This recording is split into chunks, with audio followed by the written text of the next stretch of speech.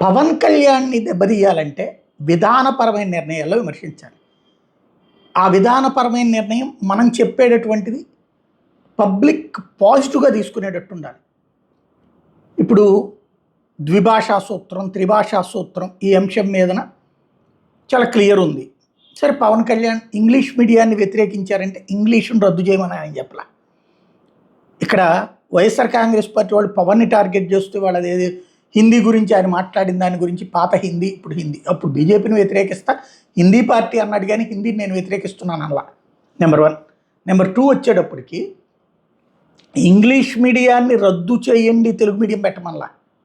తెలుగు మీడియాన్ని జగన్ చేసిన తప్పు ఏంటంటే, నేను అప్పుడు చాలాసార్లు ప్రస్తావించాను, తెలుగుని శాంతం తీసేస్తారా ఏంటి? ఇప్పుడు ఒక 100 మంది విద్యార్థుల్లో ఈ 90 మంది ఇంగ్లీష్ కావాలని కోరుకున్నారు. 10 మంది తెలుగు కావాలని కోరుకునేవాడికి ఆల్టర్నేటివ్ లేకపోతే ఎట్లా, ఎక్కడికి వెళ్ళి చదువుకోవాలి? వాడు శాంతం చదువు మానేయాలి కదా. నా బోటోళ్ళని తెలుగు మీడియమే ఇష్టం. మా నాన్న బతిలాడి చెప్పారు ఇంగ్లీష్ మీడియం చేరరా, నాకు ఇష్టం లేదు నాన్న అని చెప్పా. మామూలుగా ఆయన ఎదిరించలే నేను, నాకు వల్ల కాదు ఇంగ్లీష్ మీడియంలో అని చెప్పాను. తెలుగు ఇష్టం అంటే తెలుగుతో నీకు ఫ్యూచర్ ఉండదు అంటున్నారంటే, ఈ వేరే దేశాల్లోకి వెళ్ళాలంటే ఇంగ్లీష్ కావాలన్నా తెలుగు మీడియంలో చదువుతూ ఇంగ్లీష్ కూడా ప్రాక్టీస్ చేస్తానులే, నేను ఇక్కడ అవసరమైనటువంటి నా కోర్సులకు సరిపోతుంది అని చెప్పాను. ఆ కోణంలోనే చేసుకున్నాం. అంటే ప్రతి మనిషికి కూడా ఇంగ్లీష్ అనేటటువంటిది ఉద్యోగ ఉపాధి అవకాశాలకు అవసరం. మాతృభాష లేకపోతే ఎట్లాగా? సరే, అట్లాగని ఇంగ్లీష్ మీడియం తప్పట్లా, ఇంగ్లీష్లో బాగా ఎదిగినటువంటి వాళ్ళు ఉన్నారు.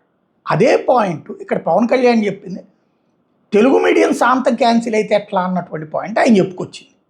దెన్ దాంట్లో తప్పట్టాల్సిందే ఉంది. మీ పిల్లల్ని ఇంగ్లీష్ మీడియంలో చేరుస్తా, మిగతా వాళ్ళని ఇంగ్లీష్ మీడియంలో చేర్చద్దని ఆయన ఏమన్నా అన్నాడా? ఇంకోటి, హిందీ గురించి ఇట్లా మాట్లాడతావా? ఏం మాట్లాడాడు ఆయన?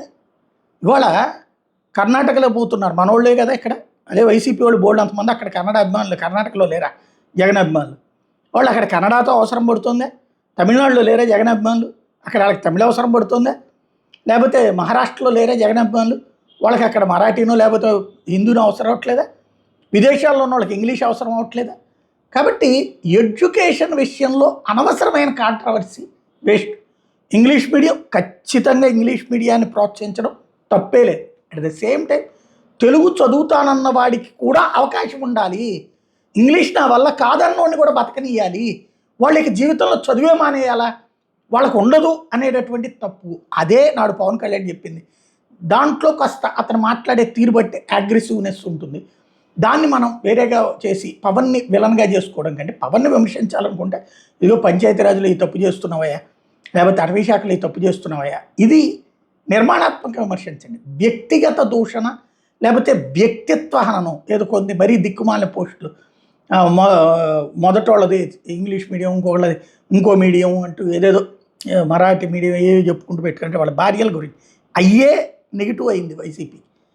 పవన్ని టార్గెట్ చేసేటప్పుడు నిర్మాణాత్మకమైన చర్చ జరపనివ్వండి, కానీ అనవసరపు వివాదాల్లోకి వెళ్ళి వ్యక్తిగతంగా కెలికి ఆ పార్టీని కెలికించుకోవడము ప్లస్ జనంలో ఆ నెగిటివిటీ ముద్దను పెంచుకోవడం అవసరమో కాదు ఆలోచించుకోండి.